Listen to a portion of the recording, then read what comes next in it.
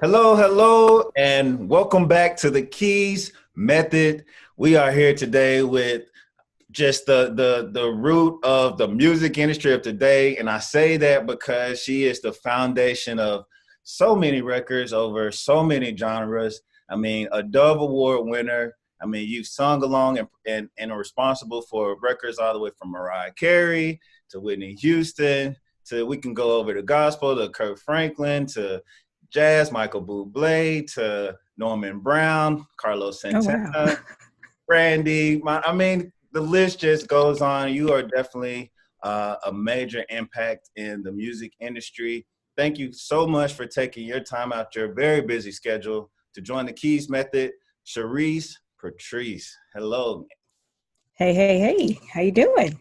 Sherree Patrice, I'm fabulous and very, like I said, I'm honored, and I want to get into your story a little bit. And you have such an amazing resume, but it started somewhere.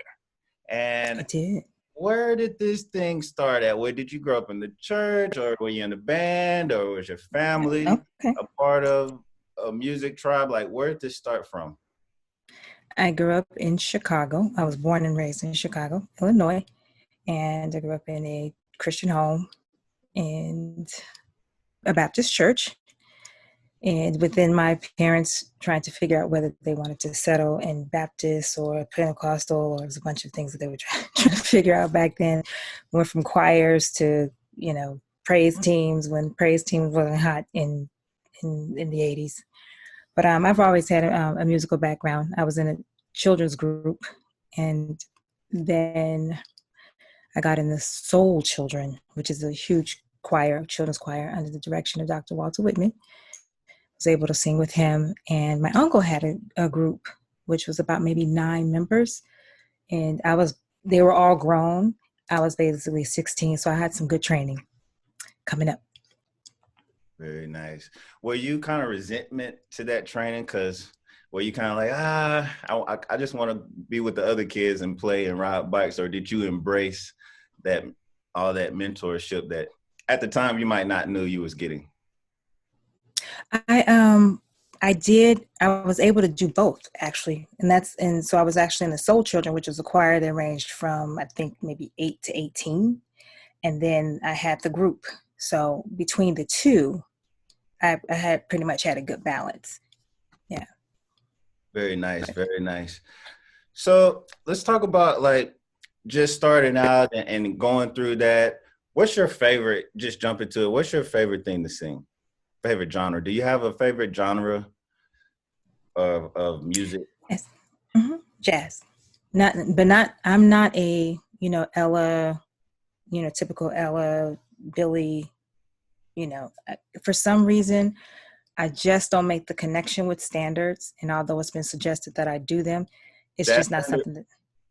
Yeah, jazz standards. It's just not something I'm interested in for whatever reason. I don't know.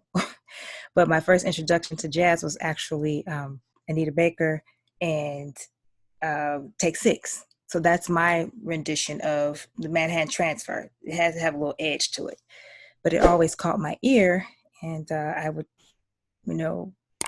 later on find out why. I like jazz so much. I like the saxophone and things like that, but I'll tell you why a little later.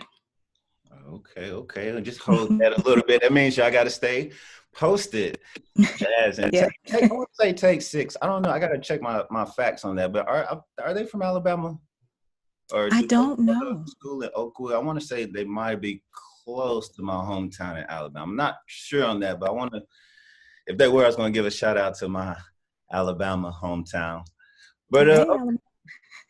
yeah, the A. So, all right. So let's take me through like, okay, you're going through your journey and you have your groups and singing. So where did you start getting more involved in, okay, or when did the mindset come, you want to take it seriously and kind of run with this thing full time and, maybe. Honestly, it's all I've ever wanted to do. Really? I didn't, yeah, I was one of those ones right out of school into high school. I just couldn't wait because that's how I sang in my sleep, you know, constantly. And that was a dream of mine. I just didn't know how I was going to get to it.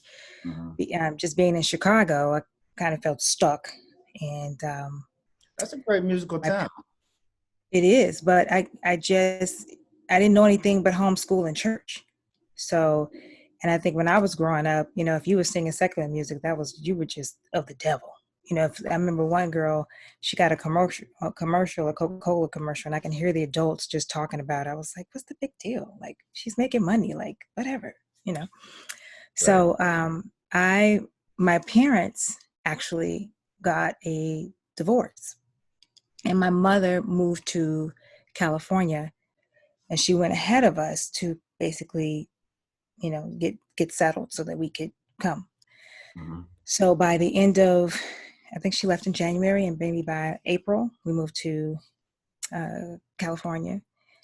And that is where I immediately went into a nonprofit performing arts that my cousin was running. That's where I started singing. And I finished out my senior year in Fresno, California. Yeah. We ended up going up north to, like, you know, Fresno was like more it's up north, and it's kind of like a country town. There was hardly anything there then. But that's where I could not wait to finish school so that I could sing. I started singing at talent shows in college at Fresno State. And then as soon as I graduated, I moved to LA. My cousin was like, hey, come stay with me. So I didn't necessarily always talk about the couch story on my podcast, but I didn't necessarily have a couch story. I actually had a room, you know, a whole room to myself in Cali. So that's where I started, you know, writing, things like that. Oh, you know what? I take that back. There was a group in a production company in Fresno. Some guys that put together some things. So that was my first time in a studio to record songs that I had written. Like, so I ended up doing a demo, and people were telling me, you know, you need to get out of Fresno. If you know, you don't belong here, you need to be out there, you know, with the voice that you have. So I left, and I went to pursue my dream. So. Let's talk about that. Was that a scary moment for you? I mean, you were committed, but was it frightful? It was very scary. It was, although I was with family, I just didn't get the concept of adulting, you know? So I had that, and I was staying with my cousin, and I would just, you know, cook and, you know, be at home or whatever. And my job was basically just to go to the gym and write songs. So, so that's basically what I did. And for whatever reason, I thought that was a struggle until he said, okay, so it's been, you know, 6 months. So, you know, I'm going to charge you $300 for rent. And I was like, wait, what? So I ended up getting like 3 minimum wage jobs, 3. And I was like, oh, I was very tired. Okay. Trying to make this money to meet this $300. Well, within a month, I had gotten a deal, sort of, kind of, with a production company in Northridge. And he was like, I'll pay you $500 every time you write a song. I was like, wait, what? What are you talking about? So I pretty much, you know, got my footing at that. It was called Jam Power. It was Chucky Booker, those type of people over there. And it was a production team. And that's where I actually met Damon Thomas, who was of the Underdogs. So we were all these kids with big city dreams, writing songs and getting paid. So that's when I started to really get into demoing. And then the demo started circulating in the record companies. And so because God blessed me to have a very distinctive sound, the voice became familiar with the record company. So it got to the point where the producers was like, when they took a meeting, they were like, oh, let me guess, Sherree Ford Payne. Well, Sherree Ford back then. Sherree Ford, let me guess. So that's where I ended up on records, because they wanted to keep the backgrounds. So I started earning money as an after member recording and being on people's records. The first album was Jamie Foxx, actually. Wow. Jamie Foxx's first record. Now, I don't know Jamie Foxx's first record, but when I first loved Jamie Foxx singing, it was a bad record. I forget the name of the record. He had a feature on it. What was the name of that song, Jamie? I don't think it was after the first record. I think it was the first record after the. When he first started. So you demoed the song for Jamie Foxx, or you said that was the first one where they kept your vocals on it as well? Yeah, well, I actually met Jamie at he was hosting a talent show. Mm-hmm. He was running one, and whoever won got to go with him. So I was able to go with him and open up with him a couple of times, actually back to Fresno, which was really crazy. But we were able to do that, and he put me on his records. I would come hang out at the house, and he was like, "Yeah, can you sing this for me?" And I was like, "Okay, cool." So. Oh yeah, I hate to say this on the podcast, but "T-Shirt in My Panties On." That was the song I was thinking about. That is yeah. Okay, yeah. That wasn't on this album. I just said that wasn't you on that one. Okay, that wasn't. Yeah. That was when I was like, oh, Kevin can sing. I just knew him from acting more at the time, but man, a fabulous introduction. Now, amongst all that, for the people that are watching, especially. You know, I want to do special podcasts, especially dedicated to female producers and artists that may be watching. So when you was going through that in Fresno and you were committed, it seemed like you had a plan, you had support. And there's a lot of people who have that same, when I say support, you had a family kind of out there a little bit. And it's a lot of people who might have a little support, might not have any support, but they're trying to get maybe just to demo a song and make a few $100 for their talent. Was there any rejection that went along when you first started out? I mean, kind of like once you start doing a couple records and, hey, you're the go-to person, things might get a little bit easier. But was it just that easy? Oh, I just did one song and then I'm able to now to anybody's studio or anybody's producer and they're going to immediately gravitate to my sound? Or what was it? If you had any rejection, what was that like? It would be, the rejection would be they would hear the voice and then it would be my weight. Big girls wasn't in back then. So they always, back then it was the big reveal. So the women would work out and, you know, it started with, I think Janet started the little trend of just totally, you know, after she did Rhythm Nation, that was it for everybody. Everybody's ass was out at that point. But of course, Janet was a little bit before the era that I was talking about now. But for them, sex sells. And so notice that I said that my cousin gave me a gym membership and I was supposed to write songs. That's what I was supposed to do. So that was a struggle for me. And so I had a lot of internal work to do from that. And I'm not the only, you know, woman that went through that. That would be my rejection. It was never really my voice ever. And it wasn't like I was huge. It was just they wanted to sell sex. Of what, you know, they want. Yeah, the music industry is kind of fickle when it comes to stuff like that. And then I don't understand why, because I love a song, and then if the image isn't what they see in their head, they'll try to, you know. Like you said, it's that waiting game, and you know, just for you to keep going. I mean, I think that's very commendable, because I see a lot of talented artists and people, you know, that come across my desk or that shoot me emails or something, and I'm like, wow, this is a fabulous song. Like, this is the melodies are great, the production, everything, and maybe it's just not that instant result that they're looking for. And then, you know, you look up 6 months later and, you know, they just I kind of gave up a little bit. Maybe it wasn't meant to be. But I see that you must have like some tough skin, because you kept going. And I'm still going.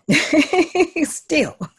I do want to reiterate that there was a lot of, I strongly believe, especially now that I'm 50 in the game. This is like, You are not 50. I am totally 50. I was celebrating 50-30 this year. So 30 years in the music industry and 50 years old. I must have 50-30'd everybody to death on Instagram. Okay. Back on crack. Telling you. Yeah. So, yeah. So with that being said, it didn't come, God had his hand on my life, you know, and a lot of things I didn't understand how and why. And I'm so grateful for the journey that I have had and the experiences that I have had. I gotta say it was favor. A lot of it was just, you know, when they say what's for you is for you. So I didn't do a bunch of shopping for record deals. I started off, I got my first publishing deal. And from that, they started circulating songs. And it's so, as a publisher, I started placing songs. Right. I don't know if you're familiar with Howie T, but I got paired up with Howie T almost accidentally. Why you say that? Because people had their picks and their favorites, and I was the new girl at the publishing company, and it wasn't that many Black people there. So when I came in, it was by the vice president, and that was just strange to them. They was like, well, who is this girl? Like, they didn't run her through this channel, like, because they normally pair people up with, you know, the Black folk up with the Black folk, R&B. So that didn't happen that way. So I basically kind of I had to really kind of prove myself with my own people in the core group. So finally, they had Howie T had flew in from New York, and he and Spanador. I don't know if you remember Span from Lisa and the Cold Jam. Okay. Yep. You know them or no? You got to take me a little bit there, but I'm familiar. I am familiar. Yes. What are they? Oh, we'll come back later. Anyway, yes, it's a 90s, 80s thing. Anyway, I got paired up with him to write, and it was just magic. And so Aretha Franklin was looking for songs, and so we wrote about 3 of them, and we submitted them to Clive, and the publishing company had like a huge company picnic, I think, that they have every year, and they were playing songs. So of course, my team with the Black people wanted to push their songs. So I guess they were running out of songs, and they presented, you know, oh, Howie T did this one, and this on hold for Aretha Franklin. So Herb Alpert was there, and this is his publishing company, Herb Alpert and Jerry Moss. It was there. He used to own A&M.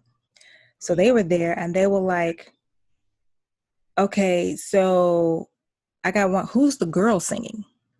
And they said, oh, that's Sherree. We just signed her. She's a new writer. And they were like, he was like, well, where is she? And they was like, oh, she's here. She's in California. So they were like, okay, well, I want to sign her and get those songs back from Clive, because I want to put these on the record. So that's how that happened. Yeah.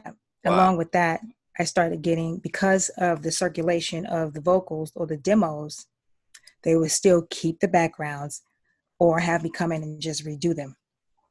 So I ended up doing, getting on records, CeCe Peniston. And then I think the biggest one was, at that time, it was Brandy.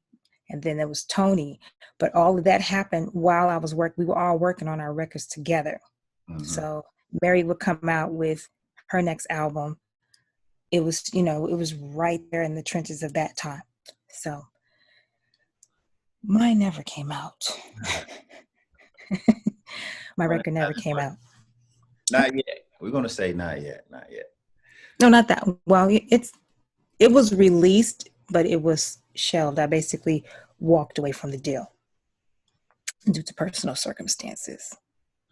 We're gonna save that one for, that's a whole nother podcast, right? That's another whole nother workshop. Yeah. So let's because I'm listening to that, and for you guys that don't understand, you know, publishing deals or co-pub deals, administration deals, and stuff like that. Let's just talk about, without the title, what about the work ethic going into that? Because most people think once you get a deal, it's downhill. It's just, I done made it. I'm with all the stars. Take me to the red carpet and fill my bank account up. That's made it. That is that reality? That's how it works.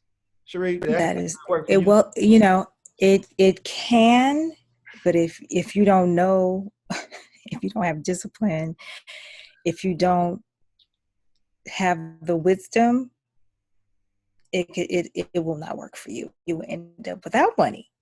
You will end up signing 100% of your publishing away and not really understand what that means, or uh, pretty much your record company, you don't own your masters. It's just things that you just don't know about, and your money is divided. So as the record company was being so gracious to me, sending me flights and paying for my hotel room, and back then there was no cell phones, it was a hotel phone, you know, just a regular telephone that came with a huge bill.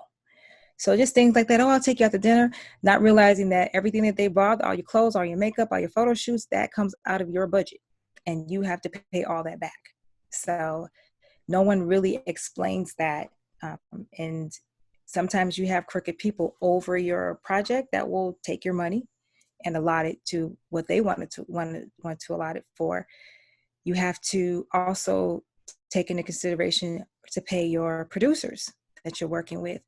And there's a point system also that goes with the album. So they also get a part of the record as well. So your publisher, they get part of your publishing, you know, and I think you keep 100% of your writers, but for the most part, you gotta do the math. And so people, I think that entertainers or celebrities are the hardest working people in the world. Really, it's not all glitter and glamour. I've been on tour with a lot of them, and I really didn't see the work ethic until I did start touring. They don't really get sleep.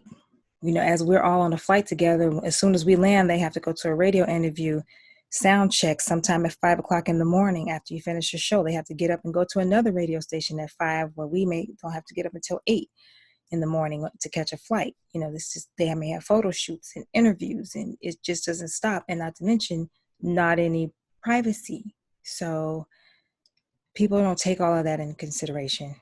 And I just think that I was in the grace of God to just be shielded from that. It just wasn't something that I can handle at that particular time. So as far as like, you know, knowing your money, I think that an education is very important. That wasn't important to me back then. I just had my head in the clouds, like, oh, I just have to sing. I have to go. You know, I'm going to be a star. Doesn't work like that. And I watch all of my children go through that phase. And I'm just trying to tell them, look, you need to literally, when your parents say you have to have something to fall back on, I just think it needs to be your foundation.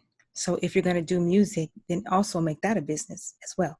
Yeah. So lawyers, you know, the fine print, those things. I think that people that were more well-versed in education, they could read the fine print.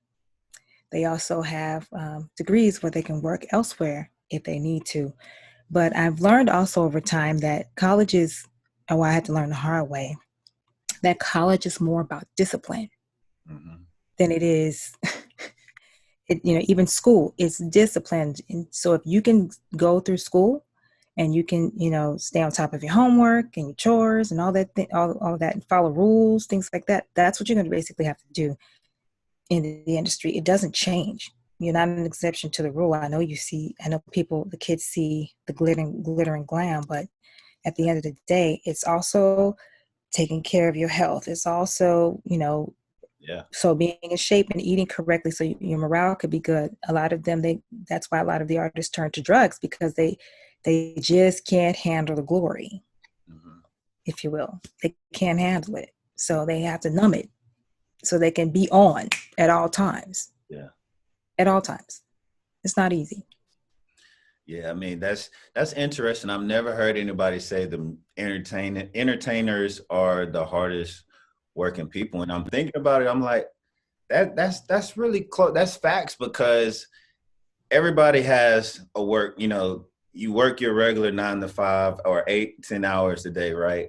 And that's what we're doing, singing and performing. But like you said, it's really all the back work, all the stuff, you know, to build up that armor protection of everything that you're going to get hit with off the stage is really what makes the greats, because they go out there and make it look easy. And it's not, think about it, guys. You go to a bar, you're paying $5 for a beer, and it's hard for you to control yourself, right? How about going to a party where it's all the free, you can just swim in all the alcohol you want. You can just, all the drugs and sex, all of it. Yeah, it's all there.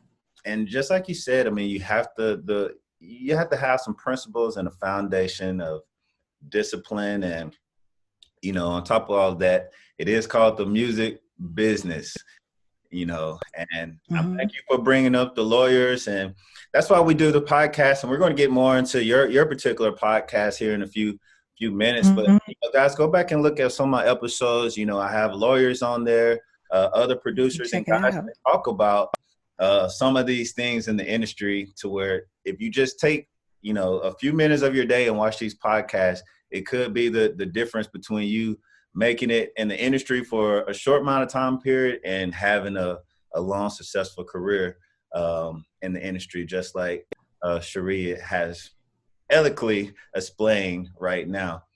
But let's get to, like, even just you was talking about touring. Let's get to, because you so many people, but you went on the road with, was it Mariah Carey?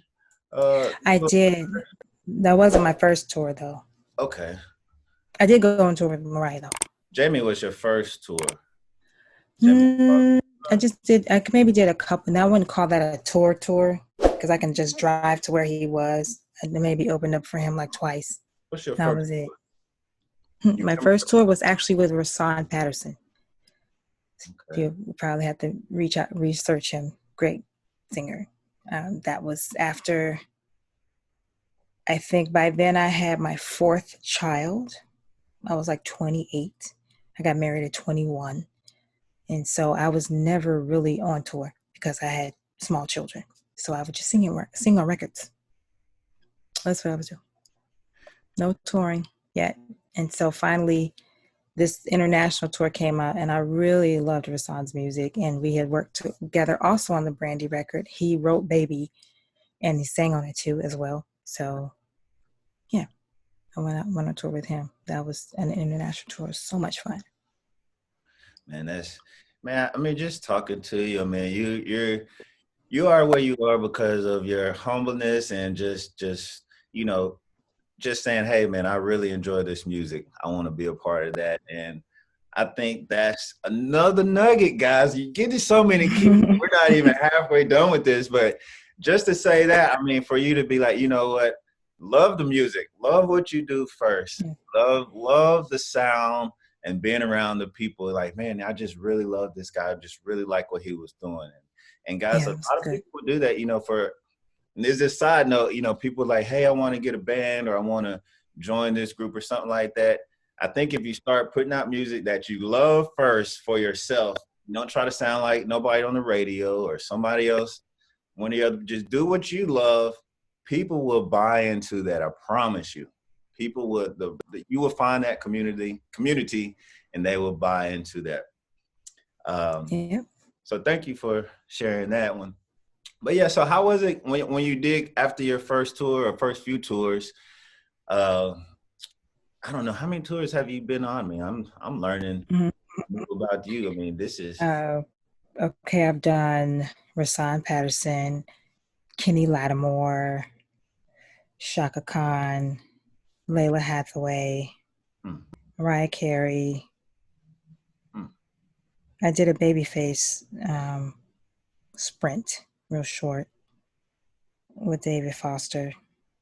I think I'm forgetting some. Jonathan Butler. Is there anything in common with all those guys? I mean, I know we talked about the work ethic and all of that. Is there anything that you found, be like, oh, this is why they are where they are? I know that's a tough question. Work ethic, for sure. Everybody, I'm thinking of everybody.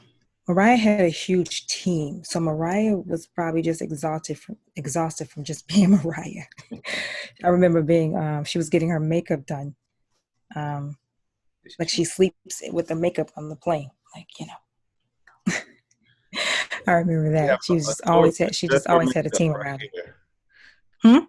I'd be like, yo, we have a tour bus just for makeup with Mariah Carey, I mean, hey, if she could afford it. Let me see. What do they have in common? I would say the work ethic. I just need to tell y'all the seriousness of being front and center. It is a whole different beast. So with me being a background singer for years on records, it's totally different from performing. And then singing background, it's fun, but you're still not in front. That front is something else. So like I said, you have to be on at all times. You don't really get a break. I remember meeting Christina Aguilera, and I had did some work on her first record and I arranged like a song on her background vocals on one of her first album. And I went down to go meet her, and I actually have that picture. She waited in her room for a while, and then I'm stuttering. The door cracked, and she was like on her two-way. I don't know if you know nothing about the two-ways, but two-way high kicks.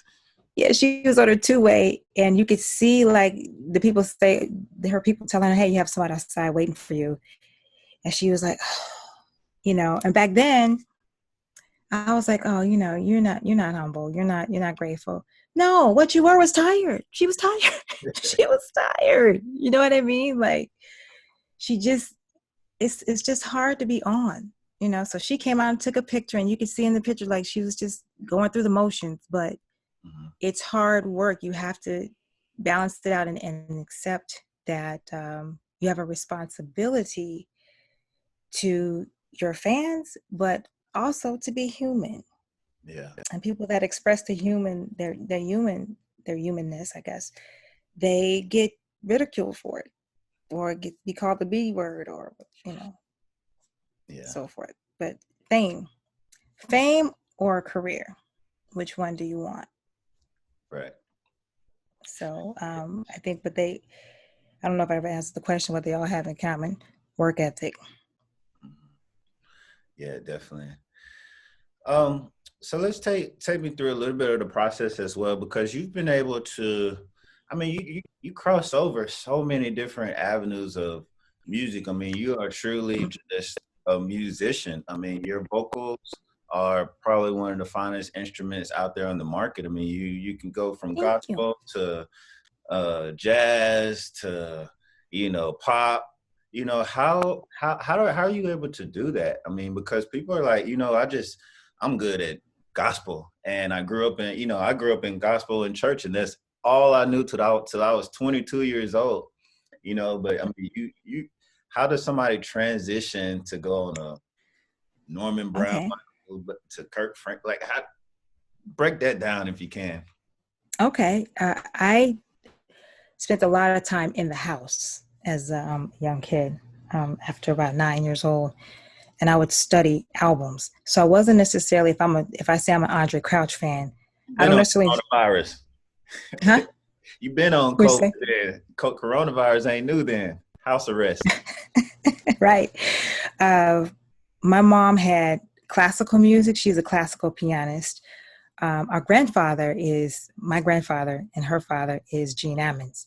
So she was adopted, and so she didn't really meet her real father. So that's why we're musically inclined.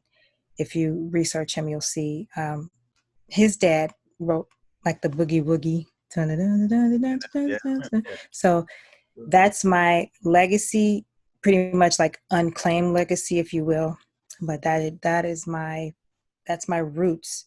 So we had gospel, we had classical, not so much jazz in the house. I told you when I first started hearing jazz, but I knew I was drawn to it. And the saxophone for some reason. I would imitate. We had the Messiah, the Handel Messiah in the house. Hallelujah, hallelujah. So I learned all those parts as kids. My mother was a choir director. So when it was time to do the Handel's Messiah for Christmas, I would go. So it all ended up being, and I love Janet. When Janet came out, I would just mimic her. So that's how I got my tone and singing straight and harmonies. from Janet Jackson. Good choice. I loved Karen Carpenter. Why, close to you, you're the air. Why? Yeah. That's the kind of stuff I would sit and practice and learn. I would also learn instruments. If I hear the saxophone, or horn parts in songs or gospel music, I would learn the solos, and mimic them vocally. So when it came time to sing pop, we would play around. You know how you play with your friends in church. Baby, baby, how was I supposed to know? So you end up, when you go to sing for a pop record, it's pretty much in your nose like this. We play around. They keep so those things, yeah. In church, I know how to well. It's just not something that I like to do a whole lot. I'm not like a gospel girl, so I never really fit in the church per se. When it came to my peers and stuff, I always just felt different, and I didn't want to. Well, I made practice the running. When the running came, when people started doing runs, I was like, well, let me learn how to do that. There was the Clark sisters, so that became like a huge thing. Vanessa Bell Armstrong had come out, and I just started practicing with them. But I took all the roots with me when I went to California and used them all in the studio. And I thank God for that gift. Yeah, definitely. I think it's good for people to embrace their story and where they come from. Because I can't tell you how many people say, man, I want to create these records, but they just feel like they have a disadvantage because they grew up in the church, or because, hey, I only listen to country music or this type of music, right? R&B or jazz. I'm gonna be like, man, if you got jazz, R&B, blues, if that's what you know, you're probably in the best situation to make some pop music if that's what you want to make. Because, I mean, don't be ashamed of your roots or what you come from. Oh, definitely not. It's funny. Yesterday I was getting ready for the podcast, and I told Alexa, let me not say it too loud because she'll come on. No, I think I have Google in this room. Well, let me not say that either too loud. But I had, I told Alexa to play something and play something else. And I guess she misinterpreted what I said, and then country music came on. And I was like blown away. I am on a couple of country albums, but I was just blown away at just the lyric content is so clever, So I said, you know what? I think I'm gonna sit with country music for a while. And I listened to it the whole evening while I was getting ready. I said, I'm gonna revisit that. That was pretty good. Yeah, that's why I say, you are a true musician. Just give me some notes and a tone, and if it's good, I like it. Doesn't have to be a certain genre. That's water. You're water. So let's talk about just we talked about all these other artists and starting out, and let's talk about you now, and let's talk about what you got going on now, because you talking about, I said, what tours you been on? You forgot, and that's probably your own tour coming up soon. I mean, I would not be surprised, but you have a song out, a single out right now, don't you? Minding My Purpose podcast out as well. Tell me a little bit about where this all started from, why you chose now to do all of this, your podcast and everything. Take me into that a little bit. Okay. Well, Minding My Own Purpose hashtag was formed in 2018. I moved by the end of 17, I had moved to Texas from Cali. And this is where my husband and I, we wanted to settle here. So we brought I have 6 children, by the way. 4 adult children live in LA. And I brought the teenagers out with me. So we have, let's get that out of the way. So we came here to Texas, and after they, the kids got settled in school, and the husband found a job, and then it was my turn. Okay, Sherree, and you want to get, into your music. Let's go ahead and do it. I had already done 3 projects, independent projects before then, and they were gospel. So I just really wanted to revisit jazz. And so I started off with making music there. However, I just kept hearing this gnawing it was just something gnawing at me to like, rebrand yourself. And so I just, because I had a great history as Sherree Ford, I have a great history as Sherree Ford Payne. In my first marriage, I was married to my husband, Sherree Brown. That's where I did my most of my gospel work there.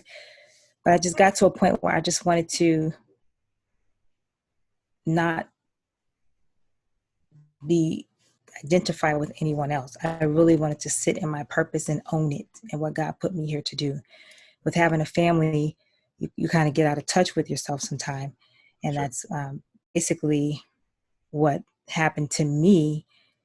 So I was just trying to find a way to fall back in love with music again, and then not be scared to do, an R&B album or a jazz album. Just kind of exist in your truth of what you really want to do. So I was not the greatest performer. I've been on a lot of records. Still singing in church is very different than singing for, a secular set. I hate to even use the word secular, but to perform outside of the church was a challenge for me. Mm-hmm. And so I decided to take it on. And the hashtag is Mind Your Own Purpose.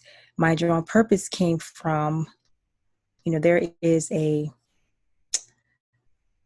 parables in the Bible about the 3 talents, and he gave each of them, money, talents being money, and he had an expectation. What I did notice is that, when he came back and one invested and made a lot, one invested and got the return, and then one did nothing at all and put it in the ground because he was afraid. And so that always stuck with me. But I also noticed that and I won't say judged, but he addressed each one individually. And I always used to hear my mom tell me, like, don't act like that. You're going to have to give an account for every word that you say. I do believe that there will be a judgment, or God gives us a work to do, and we have a purpose. So I found out, just from being a mom, let me segue into this a little bit, how your children fight over their rooms. Right. I didn't do it, that's not my stuff on the floor, and he made the mess, and blah, blah, blah, blah, blah. But they have a pile of mess over on the floor. So over time, as I matured even more, I noticed that we have our stuff. And so we're so busy trying to help other people, but we're not getting better. We're losing ourselves. So, on the airplane, when they tell you put on your own oxygen mask first, put your own mask. A lot of us aren't doing that. We're not in tune with what we're called to do. So that was minding my own purpose. My husband used to laugh because that's just your way of telling somebody to mind their business. So now he's cool with it now. He gets, I was like, no, babe, that's not what it means. It's not what it means. But as I started going forward in it, it's become a hashtag that people identify with me. And then it also encourages them to mind what they're on earth to do. So I started doing that. And then I got with my boy Q, and he was playing this little funky thing on Instagram. And I was like, I like that. And we had already did Deep Type. We had released Deep Type. We released Be Good. And I grabbed that. I said, hey, let me get that track. And he sent it to me. And I know he had sent it to a couple of others too, but I guess I came up with the goods. So that's where my own purpose was birthed. The vodcast came. It started off as a podcast. That's what I was supposed to do. Okay. But I said, well, we ended up videotaping it. And I found out, I said, well, what do you call a video? How do you get a video on a podcast? We found out that there was such a thing as a vodcast. So that's how it started. Someone had put in my comments, you need to write a book. And I said, yeah, I'm doing that. You need your own talk show. And I was like, you need to do a podcast. And I was like, nah, that's not my thing. But it ended up being my thing. And I started reaching out. I had an experience when I was releasing my singles. I went to a couple of my business colleagues in the music industry, some well-established, to say, hey, can you put this on your page, or can you put this in your stories, and so forth. And after going through to a couple of them, they didn't want to do it. And I said, that's the strangest thing to me. Like, why would we release projects that they don't really support the artists, although we may have worked for them? How come they have a hard time being there for us or buying our singles, or, you know what I mean? Right. So that just made me go, And I said, let me start reaching out to some of the independent artists that have been supporters behind people. So I started calling on them and interviewing them, and to see what their experiences were like, because a lot of them are very brilliant, and I learned so much about them over the past episodes, things that, you know, in our research. I didn't know that some had college degrees and licensed to do this or that. Educators. I had no idea. We just gigged together. So it was just great to know their stories, know where they were from, you know their struggles, and to hear their new music, and to hear what they're doing now, you know, because I do post a lot of my old stuff. It is very important. What are you doing now? You know, but it's all out. It's all on my page. I do the present and the past, kind of mix them together and trying to keep a healthy balance between the two.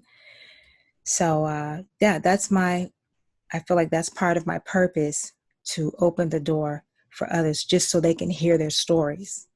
And I just did it because that's what I felt God told me to do. And when he chooses something for you to do, he opens the door. And that's basically what's been happening, regardless of whether it's huge and I have 50 million views. It doesn't even matter. It's just important that I am releasing good content and I'm staying on purpose, because that's what I'm called to do. I don't need the permission from a record company or a certain amount of fans to do what I'm doing. I'm doing it because I love it and I'm called to it. Minding my purpose, y'all heard it. Minding my own purpose. Right. Yeah, I think that's just also encouraging. You know, definitely people do get encouraged by hearing the stories, and I think for somebody like yourself, I mean, you've been around this music industry for, you know, decades. You know, 2-3 decades as a young woman, all the way to now. I mean, you're 35 years old, still doing your thing in the industry. Well, you say you was 50, but I don't believe that. You totally 50, totally 1970. Yeah, 1970 baby. I don't think anybody watching this gonna believe that, but Generation X. Well, I'm talking about things that you don't even know what I'm talking about. You don't know these leads in the culture. They say you got to Howie T. Well, just for you to be around and still be like, you know what, I still got something. Like a lot of people like, man, you know what, man, I've used it all up. These last 30 years took it out of me, and I think it's just still incredible to have hope for people to start out. You know, this is why we do this. We want you to still have that same energy 30 years later. Not only have the same energy, but you know what? I can do something new. I can start fresh, you know, and break, you know, you decided that your freshness was breaking away from what you've known the last, you know, 20, 30 years. And it's almost like you're starting all over. And that's why I asked, was it scary at the beginning? Because even now you have all this experience, all these connections. It's still like, you know what? It is, you get butterflies in your stomach. Probably, okay, I'm doing a podcast today. Oh, I'm getting butterflies. I'm going in the studio today to. Yeah, because I'm used to doing other people. I'm releasing music. Today. Like, I'm a little bit nervous. I'm, you know, calling my friends. Hey, can I get this? You know, so it's really. It never stops, guys. The feeling is the same throughout your whole career. And the things that hopefully you take away from this is just grab principles and a foundation so you can stand on it no matter where you are in your journey of your career, whether you're starting out, whether you're, man, I'm having a All-American Grammy Award winning year, or, you know what, they're kind of slowing down for me. Because when you do that, you're going to realize, hey, you might be hot in 2020, but if you go around burning bridges for the next 2 years and 2022 is a slow year, you might have to find a way back to reality. And if you burnt all those bridges, you know, the music industry is very, very small. Let me just, speaking of small. It's very small. Very Yeah, small. because I was like, I was looking over, did a little research, and you had this long list, and I saw you worked with was it Carlos Santana or something, or I did. and I was So let me explain. Sometimes there's been, for me, I've ended up on records that where I've never even met the artist, yeah, which is crazy. I did a duet with Michael Buble and have never met him. I don't even know how that's possible, but that's David Foster put me on that record. Carlos Santana, who put me on that one? I think it was, I want to say Randy Jackson, but I think I'm wrong this time. So many records, Lord. See, this is when my 50 kicks in. no, It's Carlos Santana. I have to look at the album. It may have been Matt Serletic, and he's in charge of Max Box 20. These are all groups you're going to have to research. But so that experience was, I got put on the backgrounds, and that was it. There's my credit. There's my work and my check. Praise the Lord. I was thinking of the small industry because I think like 2 weeks ago they released a song I did with his daughter. I didn't even know he had a daughter. Right, you just told me something new. Who's this? Her name is Stella Santana. So nice. She's breaking away and started her path. So I did her last single, and it just reminded me again of, guys, how small the industry is. It's really not big at all. Tell me one last thing. I mean, thank you for your time. I think I might have gone over the time I requested for you, but you're so nice. Okay. I'm very full of information. Very full, like 30 years worth. Part one, guys. If y'all leave some comments, if y'all want part two, we're gonna have to get part two up in here, because man, it's so many gems and stories. I gotta come up for Thanksgiving, because I know that's probably like good storytelling time right there. But tell me about your LLC. You have a Brown Butter Enterprise. So is that where you release? So it's been revised, and Brown Butterfly Entertainment Group. Okay. So again, I expanded it to make it for others, and in extension to that, that's where I do my work. I have my business for music and for the music industry, and that's where I put the whole brand. It's under that umbrella. But the foundation, which is the BBE Creative Arts Foundation, which is an extension of that in a nonprofit situation, which we are still establishing the board. And I have board members already, but sure, the plan hasn't been executed as of yet. But the plan is to be able to help independent artists get funding, also give lessons and training and educate the children, or not even children, just independent artists, how to create a business with their craft, opposed to, and I'm gonna say this lightly, I'm free from the industry, although I have 30 years in. I don't like being owned by the industry.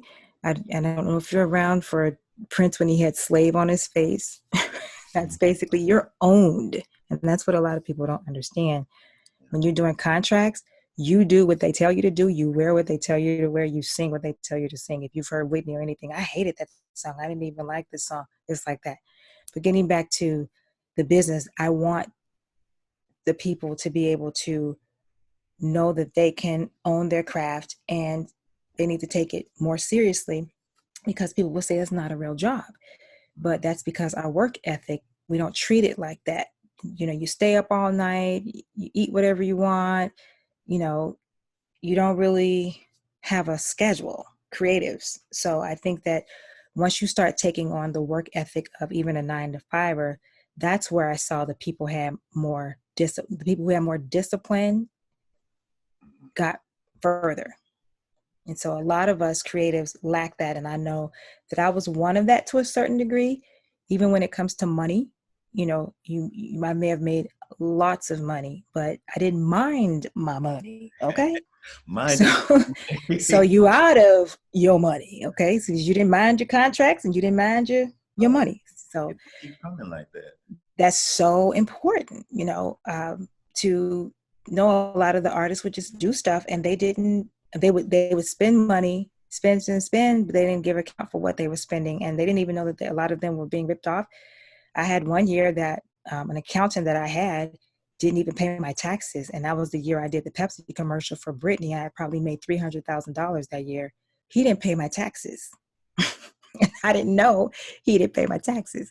So it's things like that. And people thought I was crazy back then for that. And I was like, no, this guy, I think he took my money. And by the end of the year, I was completely out of money. But guess what?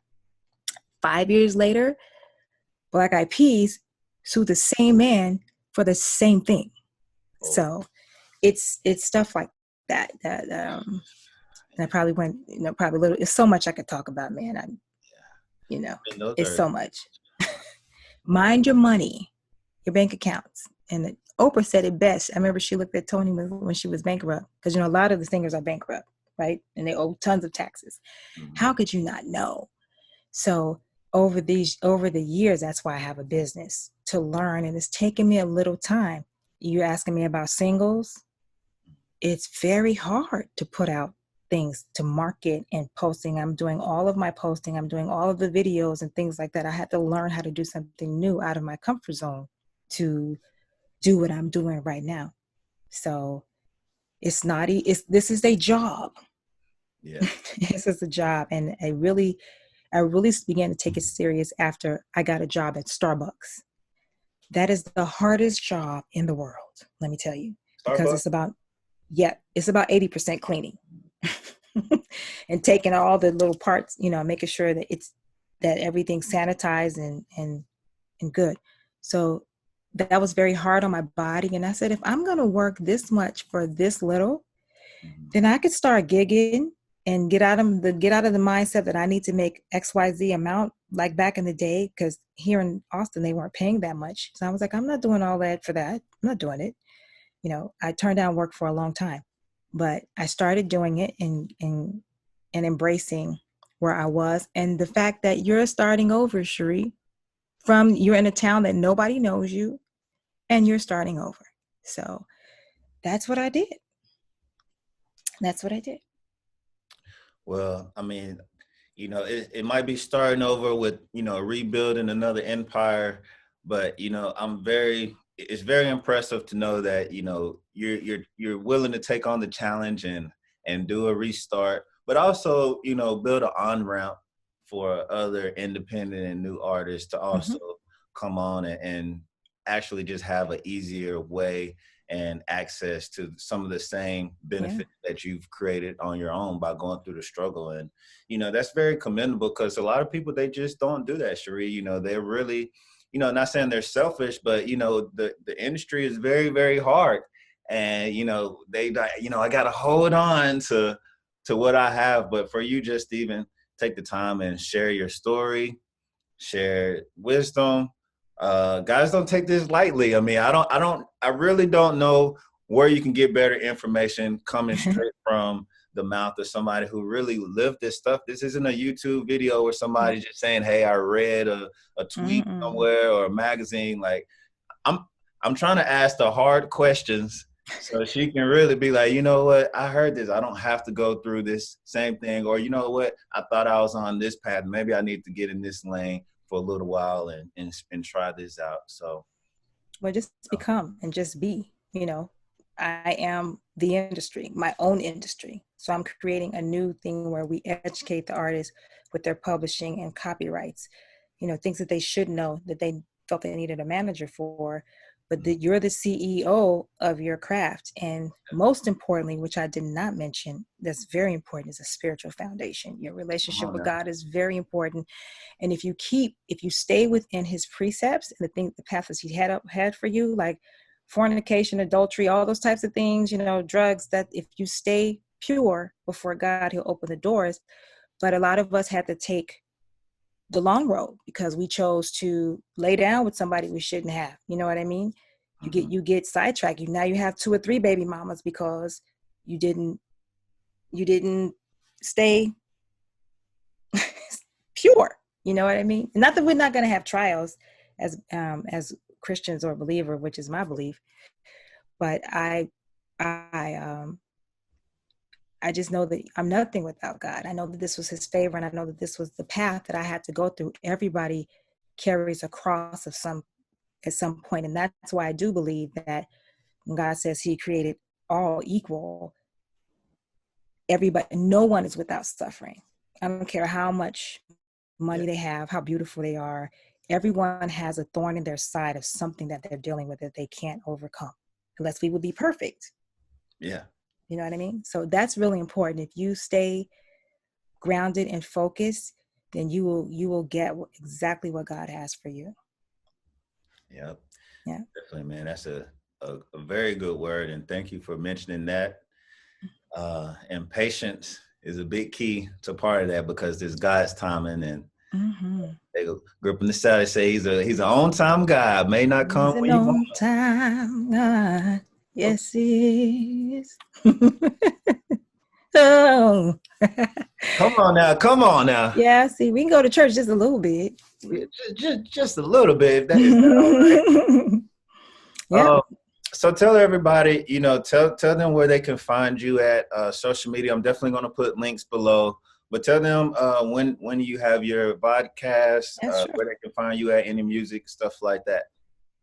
Okay, so you can reach, that's another thing. You will not find me on digital platforms. You will not. You may find me. Tell me why. Well, I said I'm my own CEO. And after releasing 3 records on the as an independent through CD Baby, and now they have DistroKid and things like that, I want to keep my eyes on my money. I want to know what's coming in and what's going out. I want to know who's buying. I want to know that's who you see, who your core audience really is.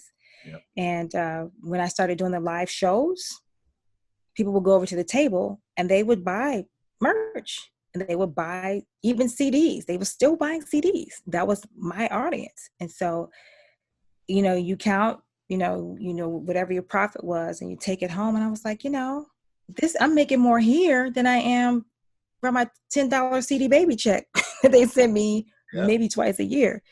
So I was like, so where's all the money going? With you have to split that 99 cents with Spotify, Google Play, all of the iTunes. So artists aren't making money anymore because of the digital world. None of my colleagues were being able to eat anymore. We're all the industry basically was succumb to the digital world, and they were the ones that are benefiting. So how would I know if my music is playing in Japan or not?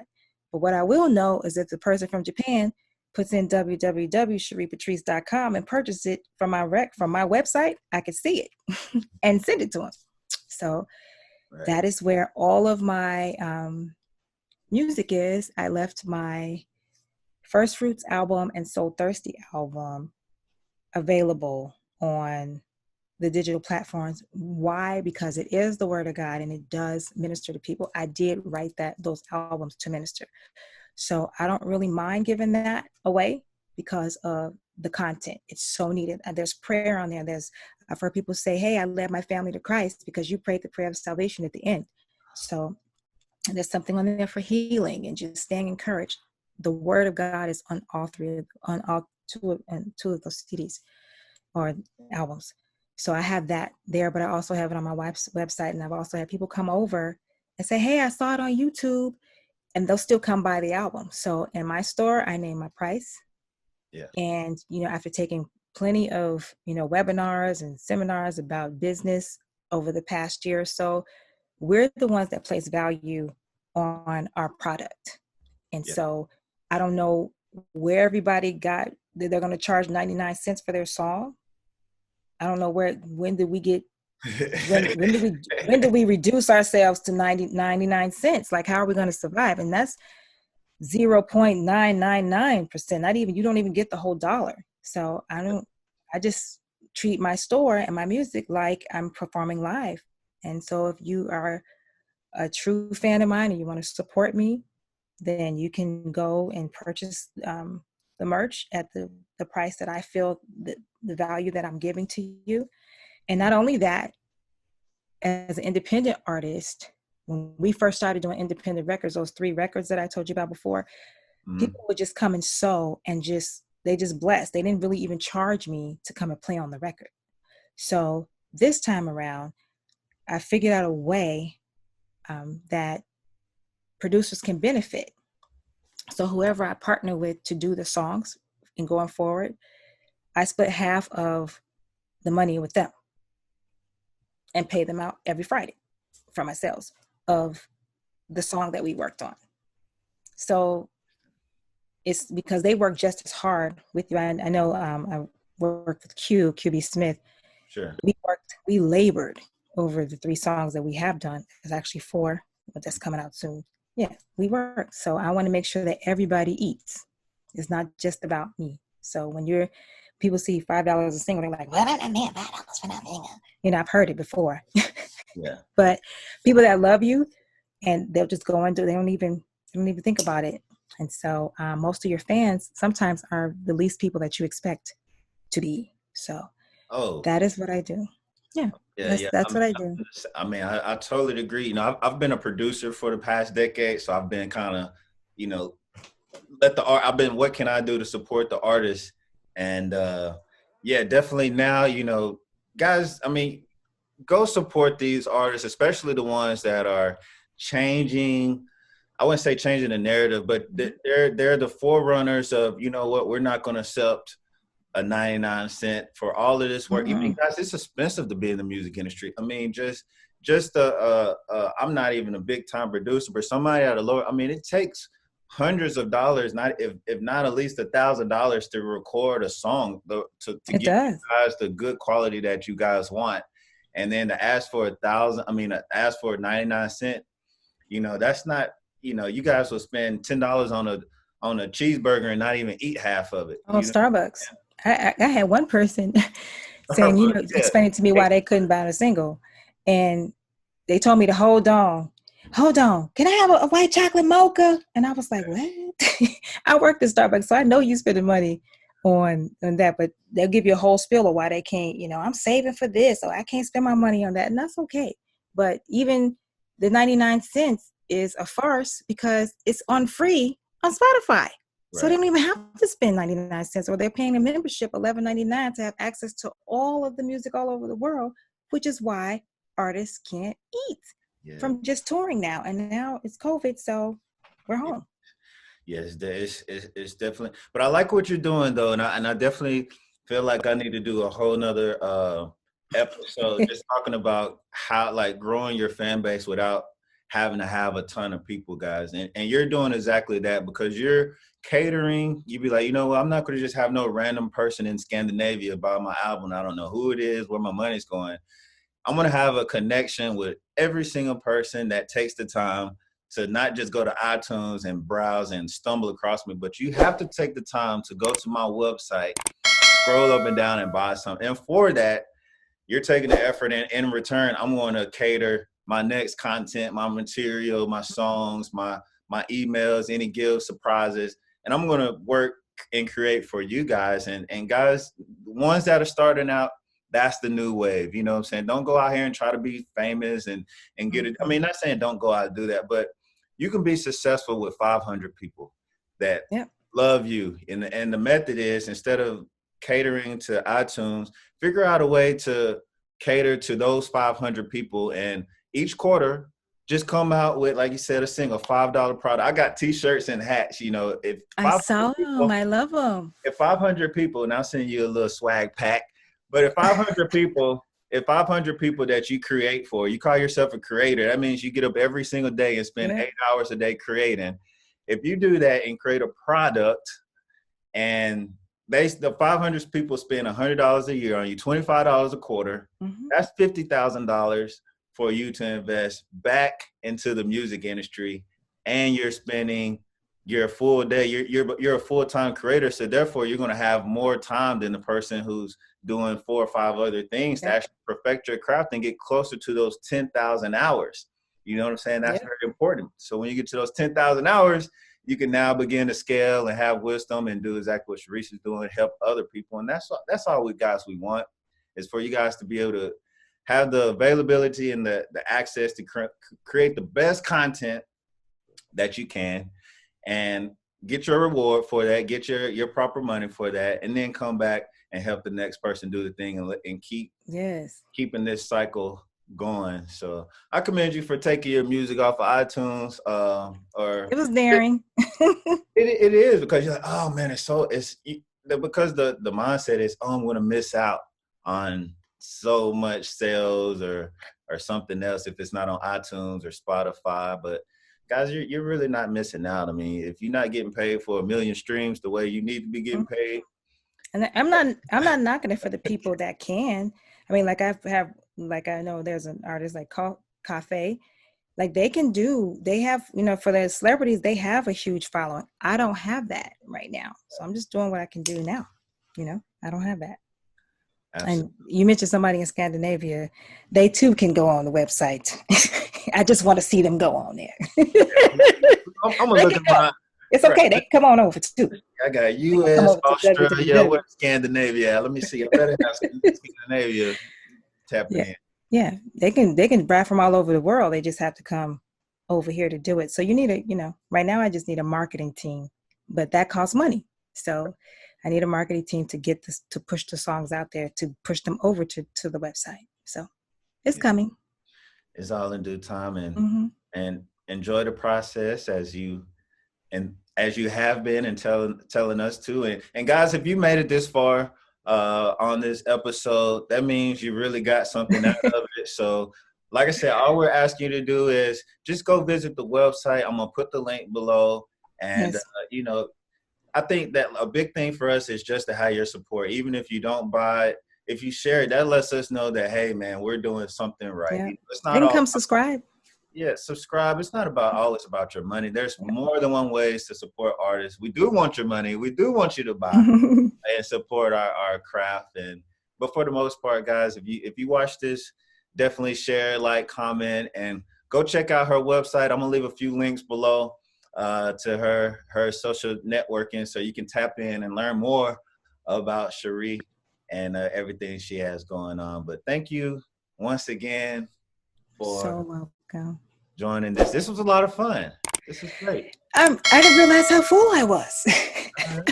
So full. Thank you. When is your podcast? Is it on Mondays? It's on Mondays. We have a couple more. We do 6 episodes a season. So like a mini series. So I have 2 more left. It's on Monday nights at 7 p.m. That's 7 p.m. Central, 5 p.m. Pacific, and 8 p.m. Eastern time on YouTube and Facebook. I would really prefer if you guys come over to YouTube, because we're really trying to build that platform. And so far, it's expanding a little bit. I'm excited about that. But yeah, that's where you come on over, and you can catch all of the episodes on YouTube as well as my website under Vodcast. Yeah, definitely. So anybody that follows me, you want to go catch her. I mean, it's basically the same information, because you're catering to music creators. I saw, I don't know if it was your last episode, but anybody that wants to get on with The Voice or one of these singer channels. Oh yeah, that's Romeo. Celebrity vocal coach sharing gems with how to get on The Voice. And guys, man, I mean, all those tips were in there about auditioning, and he was one of the judges. So come on, come on through. Pay that $5 for that single. I have 3 of them, let's be clear, and 1 on the way coming up. All right. Well, thank you for all your hard work and having fun with me today. And like I said, guys, be sure to tap in with Sherree on these links I send below. Until the next episode, y'all stay creative. Peace.